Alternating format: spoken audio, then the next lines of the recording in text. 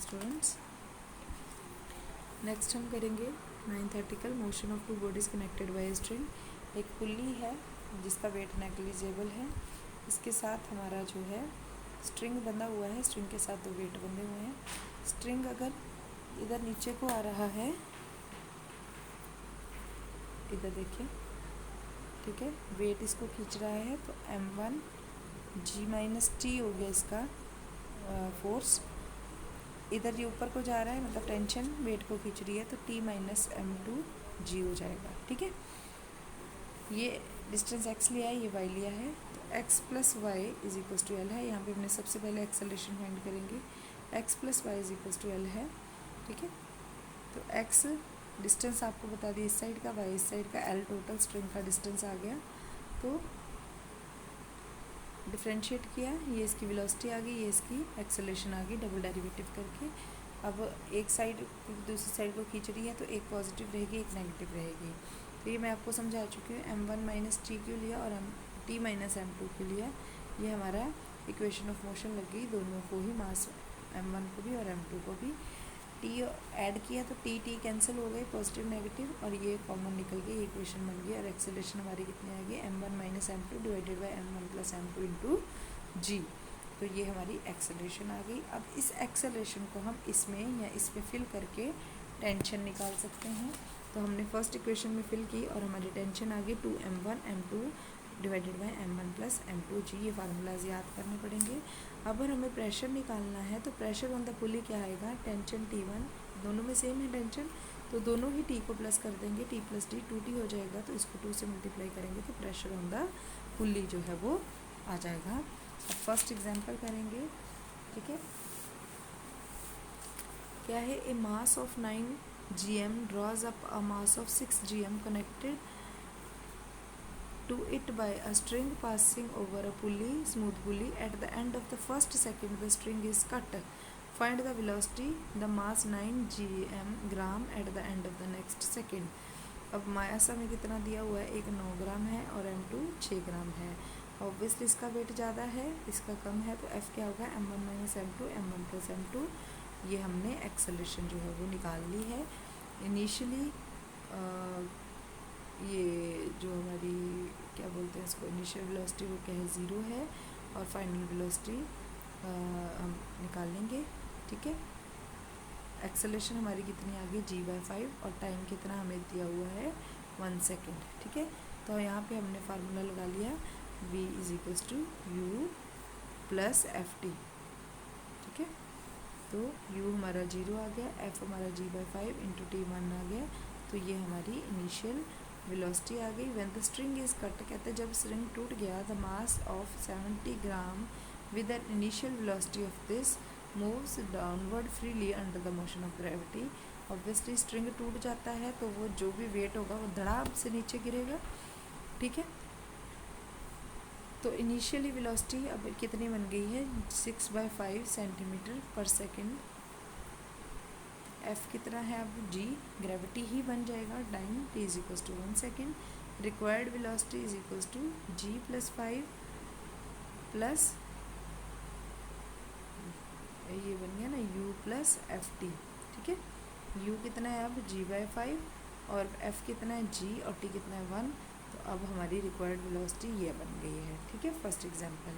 Second example में देखो, to masses of Na and Na respected are connected by an insensible string passes over a pulley.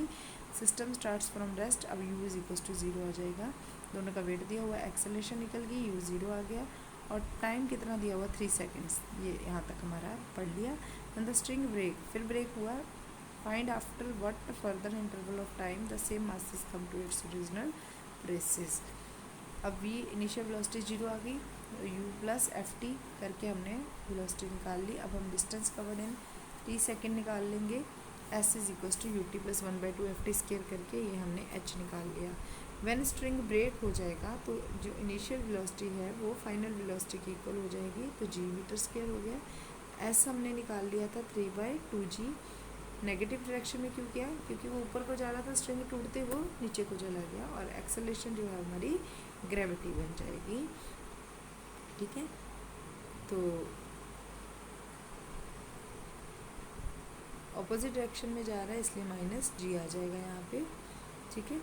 When the string breaks after 3 second the smaller mass of 7 kb move upward, upward है ना moves, smaller मास जो था वो फटाफट ये इधर से string टूटा, स्ट्रिंग जब टूटा तो भारी मास नीचे गिरेगा, ये स्मॉल मास ऊपर को जाएगा, ठीक है। तो बात यहाँ हो रही है स्मॉल मास की, इसलिए ऊपर को जाएगा, इसलिए ग्रेविटी जो है वो नेगेटिव हो जाएगी, और acceleration equals to negative gravity के हो जाएगा। जो हमारा ये मास था 3/2 ये भी नेगेटिव हो जाएगा, वेलोसिटी जो है g बन गई।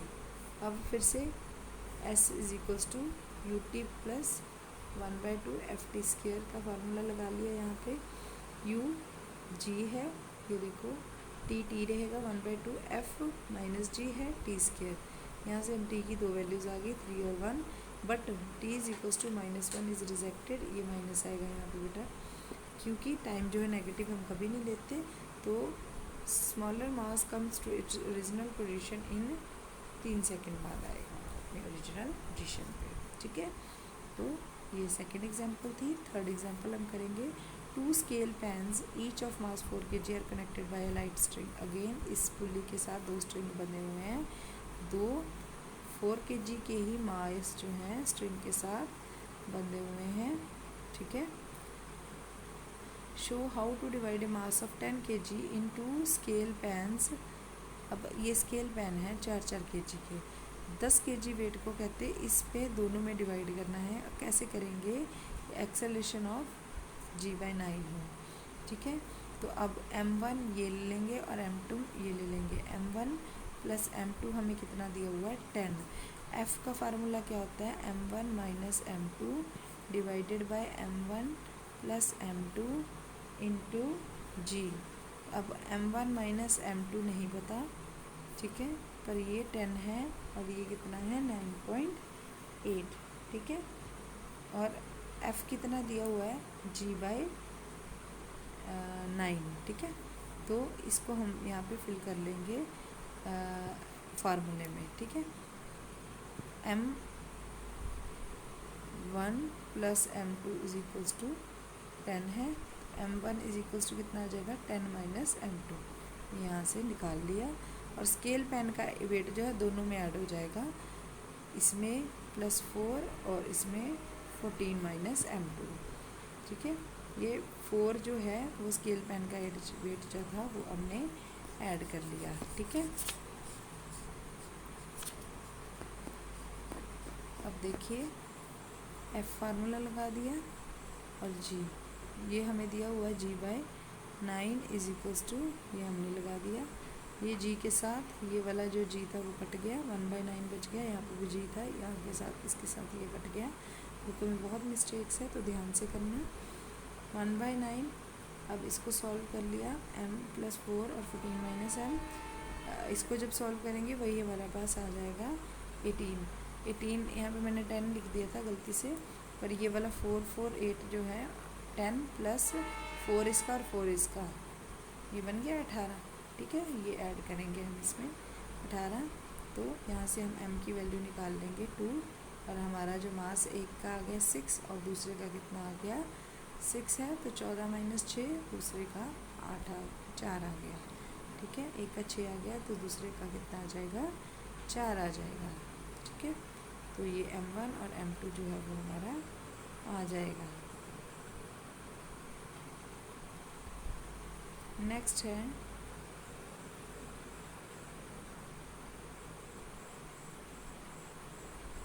To masses are connected by a string passes over a small pulley. बेटा यहाँ पे कंफ्यूज नहीं होना, m1 6 आया है तो m1 प्लस m2 हमारे पास 10 था, अगर एक 6 आया तो दूसरा कितना होगा, ऑब्वियसली 4 ही होगा, ठीक है। तो ये कंफ्यूज नहीं होना, इसके साथ नहीं करना है आपने कंपेयर इसको, उसमें हमने उस जो तकड़ी होती है उसका वेट ऐड किया हुआ है 4, ठीक है, पर उस टोटल वेट उनका 10 ही था। ऐसे टोटल वेट 18 बना लिया, पर वैसे टोटल वेट हमारे पास 10 ही था। नेक्स्ट आ जाएगी fourth example, two masses are connected by a string passes over a small pulley, show that if the sum of the masses be constant the greater the acceleration the less is the tension in the string. अब दो mass है m1 और m2, for that m1 plus m2 is equal to m constant quantity. Acceleration का formula लगा दिया, plus करके m लगा दिया, टेंशन का फार्मूला लगा दिया, फिर प्लस में m लगा दिया। From 1 we get F squaring and adding कर दी, ठीक है।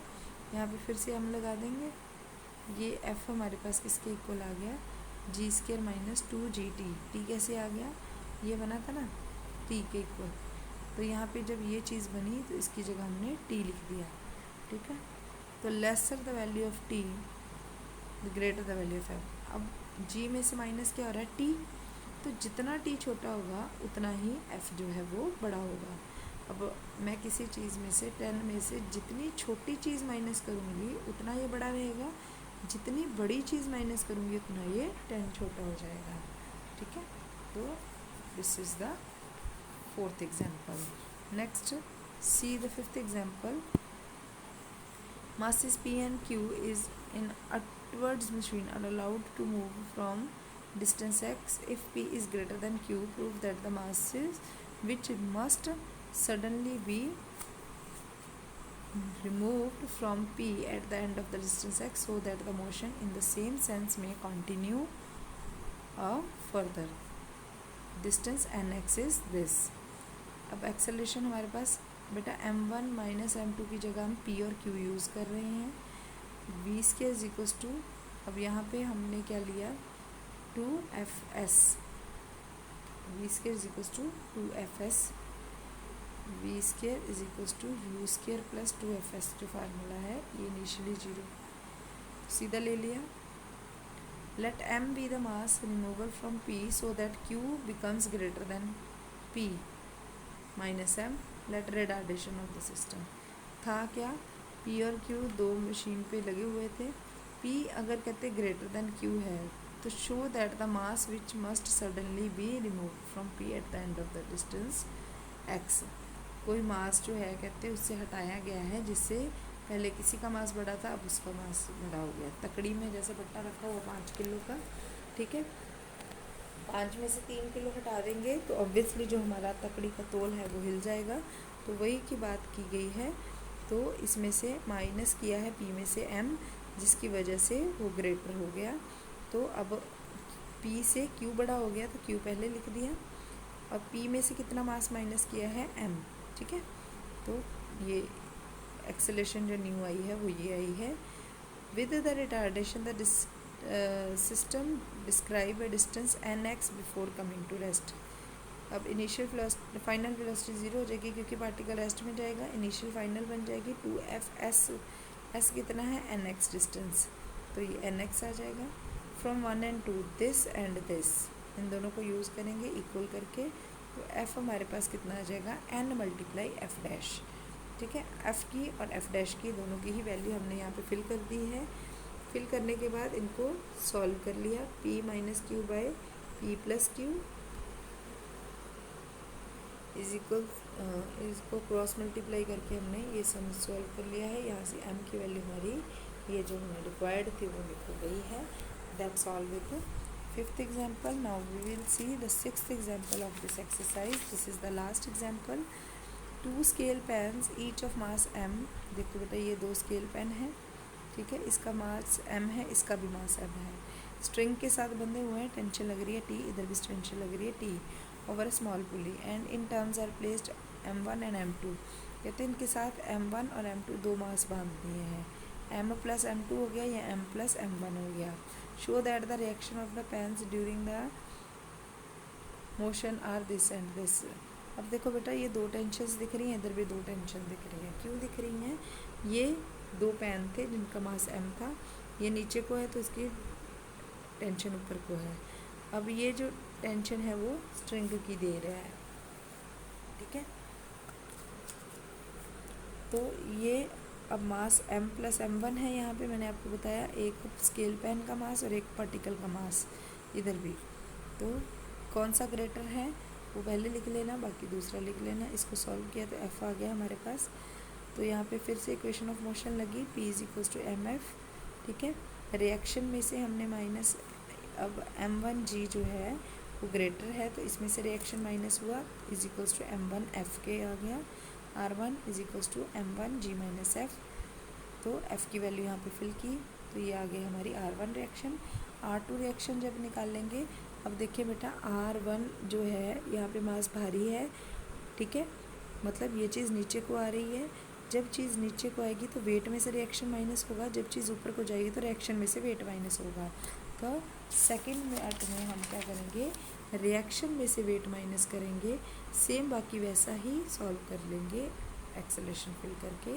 तो यहाँ से हमारी R2 की वैल्यू आ जाएगी, ठीक है। तो that's all with exercise 3C।